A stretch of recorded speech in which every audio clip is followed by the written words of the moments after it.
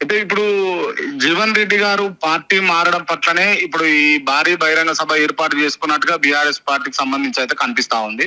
So ముఖ్యంగా ఏంది అని అంటే కేసీఆర్ గారు ఈ 10 ఏళ్లలో కూడా ముఖ్యమంత్రిగా పనిచేసినటువంటి వ్యక్తి ఇప్పుడు తాను భారీ బహిరంగ సభ పెట్టి ప్రజలను ఆకట్టుకునే విధంగా మాట్లాడి మళ్ళా పూర్వ వైభవం బీఆర్ఎస్ కు తెస్తాడా అన్న అంశాలు కూడా తలెత్తుతా ఉన్నాయి.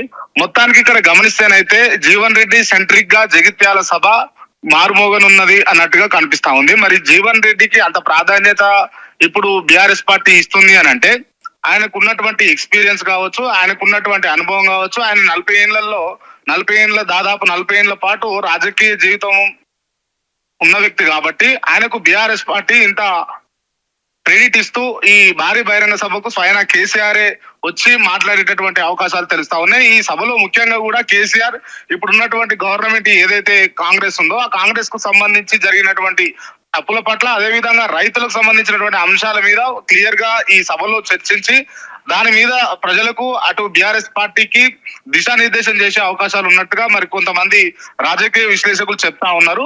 మరి మొత్తానికి ఏంటంటే కేసీఆర్ అనేటటువంటి వ్యక్తి ఇవాళ బయటకు రావడము, ఆయన ఒక భారీ బహిరంగ సభలో పాల్గొనడము, తదనంతరం ఇంకా పార్టీని ఏ విధంగా ముందుకు తీసుకెళ్లే అంశాలు మరి ఏ విధంగా చెప్తాడు అన్నది కొంత క్యూరియాసిటీని అయితే కల్పిస్తా ఉంది.